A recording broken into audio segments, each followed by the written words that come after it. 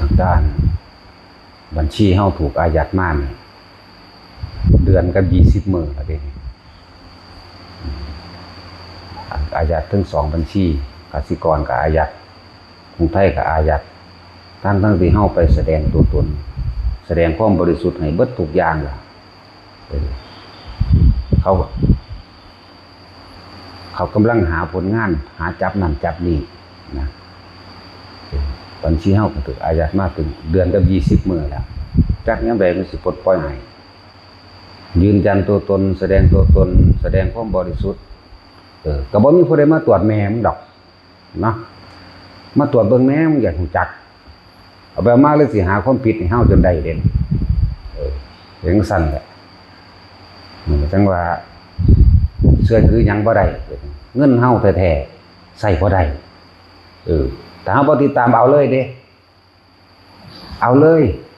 ถ้าขึ้นชื่อว่าวงการตำรวจนี่ประชาชนนี่บ่ให้ความเคารพนับถืออยู่แล้วตำรวจหยังก็สร้างเขาสร้างเบิดประเทศไทยเฮานี่แหละแม่นอีหลีเด้ตำรวจหยังก็สร้างเขาสร้างเบิดสิเป็นตำรวจน้ำตำรวจบกสิเป็นตำรวจไซเบอร์สิเป็นหยังก็สร้างสู้ฮู้จักบ่ว่าเขาสร้างสู้เบิดโลกนี่แหละเพราะว่าหยังมันมีความเสื่อมเสียมาแต่เก่าเสื่อมเสียตั้งแต่พุ่นไปหาขูดรีดประชาชนคนทุกข์คนยากไปหาเก็บเอาค่านั่นค่านี่เขาเก็บคนตัดฟืนคนเก็บเห็ดคนขี่มอเตอร์ไซค์บ่ใส่หมวกกันน็อกซะมื้อแทนที่สิอรุ่มอร่วยนะมันสะสมความน่ารังเกียจมาคักแล้วปปงไปแง่ก็อยู่ในพวกตำรวจด้วยกันเฮ็ดจังได๋มันสิฟ้องพวกเขาได้แต่พวกเขาก็เดือดร้อนขนาดนี้เนาะนี่แหละจังว่าเวลาใดก็สร้างคือถ้าเขาไปประท้วงเขาเผานั่นเผานี่จะไปโทษเขาเด้อไปก็ดีถ้าบ่เฮ็ดจังซั่นก็บ่เฮ็ดก็บ่แก้ไขหยังให้เขาไปประท้วงเขาหาเผามึงหั่นเผามึงนี่จังซี่นะจะไปโทษเขาสนับสนุนเลยประชาชนคือพวกเฮานี่แหละที่ไปหาคือเขาไปเรียกร้องความถูกต้องความยุติธรรมให้เขาเองจักแม่นอีหยังตัวก็บ่มาตรวจมีแต่ตัวไปเรื่อยรอสำเนานั่นสำเนานี่ตอนอันแม่ตอนที่แกล้งเดียวนี่มันเป็นคือเหตุใดนะ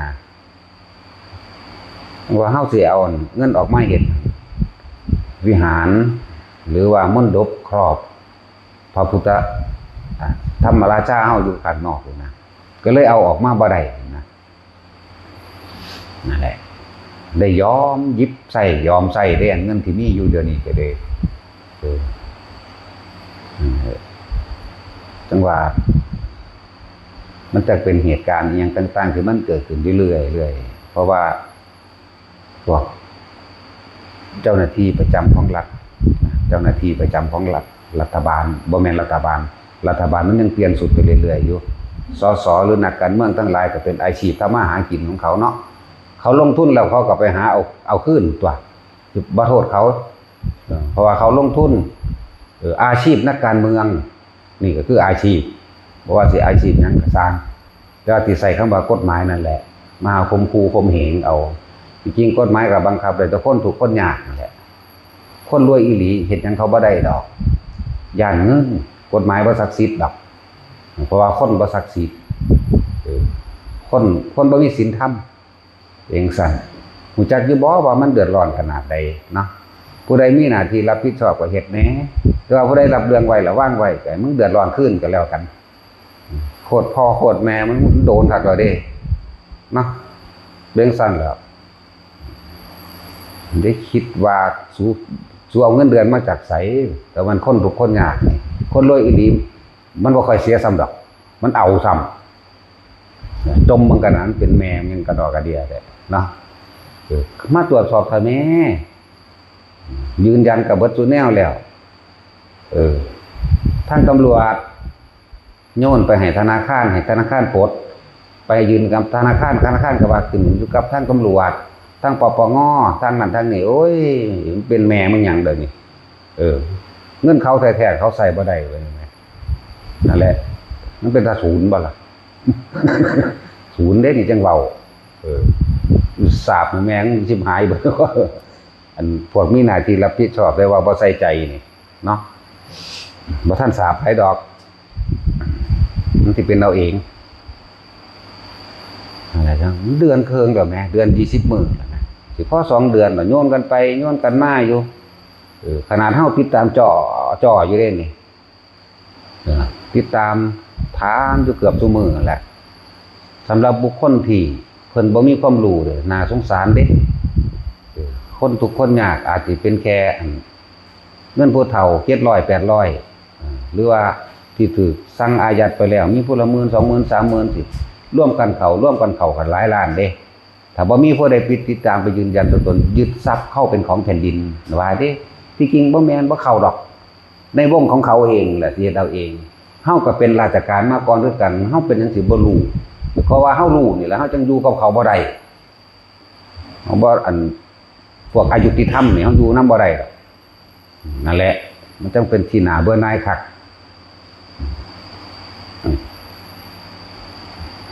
ตำรวจยังกระสร้างเขาบ่มีความเคารพนับถือจักคนที่บ่โกงกินก็บ่มีจักคนอีกสาบานกันโลดว่าถ้าว่าบ่แม่นนี่ถ้าว่าบ่แม่นให้กูตายถ้าว่ามันแม่นให้สูตายเอาแม่เดิมพันชีวิตกันโลดนั่นแหละมึงจะคนดอกหรือว่าโกงกินเวลาพร้อมดีนี่มี 0.09 หรือเปอร์เซ็นต์หรือ 0.001% เท่านั้นแหละเฮ้ยจังมันเป็นอีหยังเนาะเฮาก็อยากเฮ็ดวิหารแก้วหรือว่ามณฑปครอบพระเฮาที่อยู่ทางนอกนั่นแหละก็เอาเงินออกมาบ่ได้ปาไปยามใดกะรอตรงนั้นรอตรงนี้แต่เฮาเว้าไปนี่หาความผิดเด้นี่ผิดก็ผิดโลดมันสิผิดซำใดวะจังว่าที่ประชาชนเข้าไปเรียกร้องประชาชนเขาก็ไปประท้วงนะเขาก็ต้องมีผู้นำเป็นธรรมดานะพ่อเผากับเผาแมงโหลดสูเพ่อจังใดก็เฮ็ดโหลดเพราะซ้ำนั่นแหละให้กินซ้ำตายซื่อๆยังกระดอได้นะมันศูนย์เลยได้นี่ ศูนย์ได้จังเว้านี่ไปถามได้เป็นแนวใดอันนั้นอยู่อันนี้อยู่สู้บ่ได้เดือดร้อนนี่หยังลองสู้เดือดร้อนมึงเด้อสู้กับสิดินด้วยกันนั่นแหละตำรวจยังกะสร้างบอกเลยว่าเขาบ่มีความเคารพศรัทธาอยู่แล้วเขาก็เชื่อถืออยู่แล้วนะนี่เฮ็ดไปจังซั่นแหละที่เฮ็ดนำก็เลยพุ่นเขาไปคิดพ่อบาดไปคมเหงเอารถมอเตอร์ไซค์เขาทองเล็กๆน้อยๆบ่พอมีผู้ใดข้อขาดบาดตายบ่มีผู้ใดเสียชีวิตทรัพย์สินย้อนไปคมเหงเอาไปไล่คนขายของไปจับไปปรับคนตัดไม้ตัดฟืนเผาถ่านขายแต่ว่าคนเอาภูเขาทั้งลูกเฮ็ดหยังเขาบ่ได้เนาะตำรวจยังกะสร้างเฮาในใจเฮานี่บ่มีความเคารพนับถือบ่เชื่อเลยเห็นมาแล้วย่านโลดย่านจริงก็ผีอีกอยู่ในธรรมดาเด้โอ้มาหาเรื่องหยังกูอีกน้อนี่โลดเด้แต่ใส่สุดมาไผก็มีความรู้สึกจังซั่นทุกคนนั่นแหละแต่สิกล้าเว้าความจริงคือเฮาบอกนั่นแหละบัดทุกคนอยู่นี่ล่ะทั้งผู้ฟังอยู่เดี๋ยวนี้แต่บรรทุกนั่นบรรทุกนี่บรรทุกเกินมั่งบรรทุกนั่นมั่งนี่มั่งแม้ถูกต้องกระสร้างขับรถโดยหวาดเสียวก็มีจากนี้จะภาพในการมองเห็นเขาโยนเงินให้น้ำดานต่างๆนะสังบลายแก่ใจด้านต่างๆพวกสิงรถบรรทุกพวกนี้เขาทำสุจริตของเขาไหมเอาไปมากเขาเลยกลายเป็นคนไล่แต่มีเนาะคือเฮ้าเดี๋ยวนี้แหละตั้งน้อยกับกลายเป็นคนไล่เลยบ้านี่ไล่แล้วเดี๋ยวนี้ ไล่แล้วเป็นยังสั้นครับตอนเขาโยนกันให้น้ำดานไหมละอายบ่บุกเนาะเอาถ้ามันบ่แมนน่ะคนขับรถทุกคนถึงเบิดแหละอยู่นี่ย่างไปย่างมาอ้อมไปอ้อมมาคมคูกาวตูใส่ไหล่ยัดข้อหาเนี่ยนี่คือพวกเขาเป็นยังสั้น ตัวเข้าจังมากก็ถึงยัดข้อหาอีกแล้วคำบอกหนึ่งไปดีในศาลเหรอว่าดิศาลพ่อคนแมงวะ กูศูนย์แล้วนั่นแหละพอเห็นแนวใดได้เริ่มเฮ็ดละบาดนั่นเป็นแมงแนวใดแท้ผู้ใดมีอำนาจยังแต่เฮ็ดแหน่ซ้ำมาพันได้เป็นเรื่องตนายโปรดด้วยเสียออกมาเจอสิเฮ็ดนั่นเฮ็ดนี่ก็เอามาบ่ได้บ่มีเงินจ่ายเงินนี่ก็เงินมาด้วยศรัทธาของคนที่เขาเจ้าเต็มใจมาดิมันบ่ได้ไปตัวผู้ใดม่านโอนเงินเขาให้เด้บ่ตัวเด้มิตรดาบ่ตัวมิตรบอกไปโลดว่าจังซี่เฮ็ดจังซี่โลดแล้วก็บ่ได้หลอกลวงว่าจะเอาเท่าใดแสนเท่าใดล้านมันก็เอาคนละบาทเด้ออย่าเฮ็ดหลายมันเสียดายนี่บ่เขาเอิ้นโกงนี่บ่นั่นแหละจังว่าโอ้ยจักแม่นแนวใดยืนยันตัวตนก็ยืนยันให้ว่าเฮ็ดหยังก็เฮ็ดเบิดล่ะยังบ่ได้อยู่แต่ยังได้มันจะปลดให้ปลดแล้วก็สิล็อกอีกก็ได้บ่หรือว่ามีขบวนการยังมาเกี่ยวข้องอีกอยู่บ่มันมีหยังแทรกซ้อนเฮาอยู่บ่วัดที่เขาเปิดเผยมีบ่กี่วัดดอกที่เขาเจ้าเฮ็ดเพื่อสาธารณประโยชน์แท้ๆนั่นแหละว่ามันเป็นอีหยังตำรวจยังกะสร้างผู้ใดกะสร้างอย่าให้ลูกให้เต้าไปเป็นตำรวจเด้อเขาสั่งคือหยังนี่เด้ที่เห็นมานั่นน่ะที่เขาเว้าดีนำเขาย่านเด่นเขาย่านหาเรื่องซะเขาเลยเว้าดีนำซื่อๆเด้อีหลีเลยแล้วล่ามแม่มึงเบิดทั้งผมใหญ่ๆมันเลยแหละมันสิซื้อวางได้มันบ่น่าละอายผู้พิทักษ์สันติราษฎร์มันต้องเปลี่ยนใหม่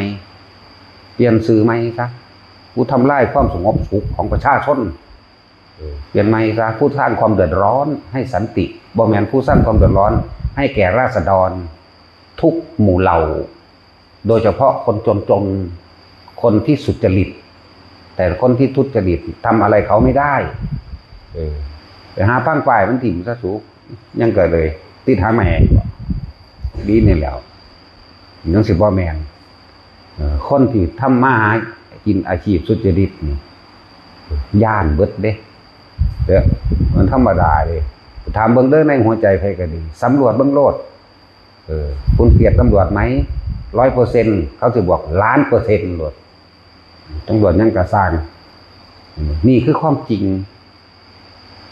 ทุกคนเป็นนั่นอยู่แล้วภาพลบเบิด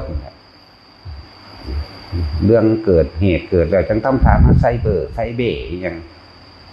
พวกเขาบริสุทธิ์กับมีอยู่ตรวจสอบก็เร่งตรวจสอบให้เขาแน่บ่มีตาเฮ้าได้มันหลายอยู่ได้บัดนี้เห็ดไปเห็ดมากยึดเด้ถ้าบ่มีผู้ไปเรียกร้องนั่นยืนยันยังบางคนบ่มีความรู้บ่มีความเฮ็ดให้เด้หลายคนอยู่ซุมมีอันรายได้แค่เงินผู้เฒ่า700-800 1,000หรือหลายๆคนโดยนั่นนะวันนี้ก็ว่ายึดเด้ว่าบ่มีผู้ติดตามเพราะว่าเขามีความผิดเนาะเพราะว่าสิ่งที่เขาถนัดคือยัดเยียดข้อหาอยู่แล้วนะหาความผิดให้คนอยู่แล้วนั่นแหละเฮาบ่ได้มีความผิดเนี่ยคือปลดคือบ่ปลดให้เฮานะอยากตรวจก็มาตรวจเถอะแหมสิตรวจแนวใดก็เลยคนอยู่ในนี่ถ้าได้100ชีวิตนะถึงสิได้ใส่อันนั้นอันนี้ก็มาเบิ่งได้ไปหยังนั่นแหละแต่ว่าจ้างสู้ก็เป็นดอกผู้จะว่าสู้เสียสละคนที่เสียสละจริงๆคือพระมีพระพุทธเจ้าเป็นต้นเสียสละทรัพย์สมบัติทุกสิ่งทุกอย่างแล้วมานำผ้าเพชรเท่านี้ตำรวจบ่เสียสละดอกแต่บ่มีรายได้บ่มีเงินเดือนถูบ่เฮ็ดแถมซ้ำแบบบ่พอกินเดี๋ยวเบิ่งพุ่นไปหากู้เงินยืมสินนั่นนี่สร้างบ้านซื้อรถปลูกเฮ็ดให้อ้อยให้มันให้ยางเลี้ยงสัตว์โอ้หลายอย่างแน่ทั้งสั้นแล้วบัดยายจอยยายคำใดกับพ่อใหญ่นายน่ะเขาคือพ่อกินบุหัวเต้นอยู่บ่เห็นตาตะมีแนวนั้นก็ได้เนาะยายจอยนั่นแล้วเป็นก็สั่นล่ะเฮ็ดให้ทุจริตมื้อนี้เว้าแมงโลดอันนี้ล้อนั่นลำดับลำนัดนั่นลำดับอันนี้บัดตอนล็อกปึ๊บมันคือบ่ล้อมันคือบ่มาถามกูเนี่ยเนาะบัดคือล็อกของกูไปโหลดอ่ะนะมีแต่เงินคนบุญเด้อสิบอกให้เงินนี่มันเงินเสียสละเด้อแล้วเฮาก็บ่ได้มีเล่ห์เหลี่ยมกลไกว่าสิมาหลอกลวงเอามาเป็นอีหยังจักอย่างเด้ มีแต่คนบริสุทธิ์ใจเท่านั้นเด้เฮ็ดมานะก็เพื่อเขาสิสร้าง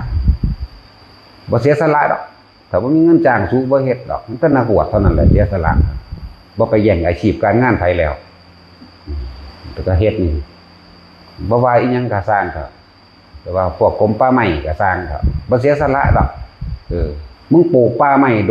ดยความตั้งใจบริสุทธิ์ใจมีอยู่บ่มีแต่ปลูกตามหน้าที่แค่นั้นแหละปลูกเพราะว่ามีเงินเดือนก็คือถ้าเป็นปลูกเอาเถอะแม่แต่ว่ามันบ่แม่นเลยพวกคนสร้างมันมีอยู่พวกนี้บ่ได้หยังว่าเอาหยังดีใจเต็มใจบริสุทธิ์ใจได้เฮ็ดจังซี่คือกันนั่นแหละมันล่ามไปเบิดเด้ถ้าเว้าเรื่องพวกนี้ครับนักการเมืองก็มีอาชีพการเมืองเด้รัฐมนตรีนั่นนี่เขาลงทุนไปแล้วเขาก็กอบโกยเป็นธรรมดาเขาตัวเนาะบ่เสียสละดอกข้าราชการจังซี่แต่บ่มีเงินจ้างสู้ก็บ่เฮ็ดดอกนะกินเงินเดือนภาษีราษฎรคนทุกข์คนยากคนรวยอีหลีบ่ได้กินเขาดอกบ่ได้แดกเขาดอกหาแดกนำคนทุกข์นี่นั่นแหละอีหลีนี่แหละเป็นจังสิบ่แม่นว่านี่แหละมันเกิดขึ้นอยู่แล้วในสังคมมนุษย์อยู่เดี๋ยวนี้แหละประเทศเฮานี่แหละเป็นจังซั่นจมบั่นจักมันแม่นอีหยังเลยตรวจก็ตรวจแหน่อีหยังก็ดีจะพยายามจะสิหาคดีให้เขาหลายเนาะแนวสู่ถนัดบาดเจ้าของถูกเองว่าซั่นปกป้องตัวเองทั้งที่ผิดเด้ที่จริงเขาผิดอีกเด้ลูกหลานตำรวจรุ่นใดก็สร้างถ้าไปเฮ็ดความผิดมานี่ปกป้องกันคุ้มครองกันขนาดเด้ทั้งที่มันผิดเนาะเด่นใส่เอาตำยศเ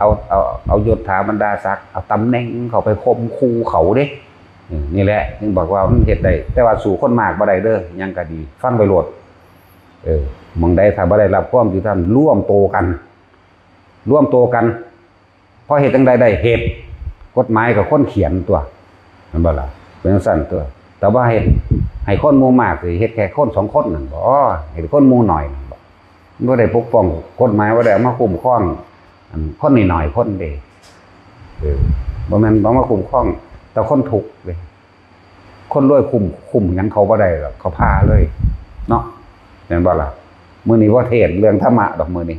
แต่เทศเรื่องความจริงความจริงมื้อนี้มันก็เป็นธรรมะนั่นแหละว่ามันเป็นความจริง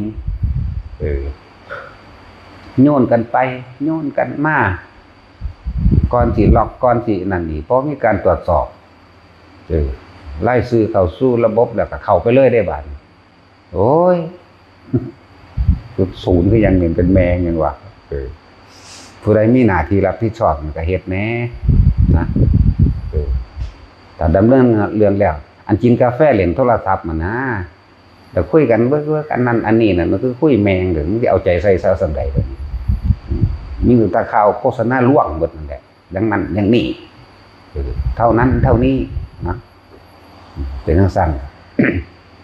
ไปจับคนนั้นลักลูกชิ้นแค่ราคา300ติดคุกอยู่ตั้งว่าเป็นเดือนเบิ่งดูหั่นตะเลียโตนบ่ซะอารมณ์อรวยเบิ่งศีลธรรมแหน่โอ้ยซ้ำนี้นึงคุยกันกับเจ้าของลูกชิ้นซะติผมเสียให้ดอกย่ายจังซี่มีบ่บุเนาะแล้วกันไปซะเนาะอันนั้นอันนี้กันเนาะเนี่ยเลี้ยงเอาไปให้พ่อกับแม่เฒ่าๆตะเลียโตนเนาะนี่เด้เขาเฮ็ดได้จังซี่เด้จังซั่นล่ะคนไปเก็บเห็ดจังซี่จับคนตัดไม้ยูคาขายถือกฎหมายจับบรรทุกเกินขับรถสวิตสวาดหลายอย่างควันดำควันบังไฟเลี้ยวซ้ายเลี้ยวขวาอันนั้นอันนี้ใบวงกลมติดบ่ตรงมีเบิดห่วยแต่เว้าแม่งเบิดโดดเด้เฮาก็ถือมาบ่แห้งเด้ตะพุ่นก็เลยเรากูออกมาใหม่ๆถือเบิดยังก็ว่ามีขับรถหวาดเสียวว่าซั่นกูแล่น60นึงหวาดเสียวแม่มึงบ่โอ้ยขับในบ้านกูควรเตาถ้าไม่มีหานี่ก็ขับหานี่เด้จังซี่ก็มีแล้วมันถึกมาแล้วนะยางคมคูเว้าเสียงกระแทกมันเป็นตะตีปากคืออย่างนี้เด้อสมควรนั่นแหละที่เขายิ่งถิ่มนะเนาะเข็นรถสุนายละบ่บาปแต่ก็ยิ่งคนเลวอีกทีนึงจังซั่นล่ะเอาละพ่อ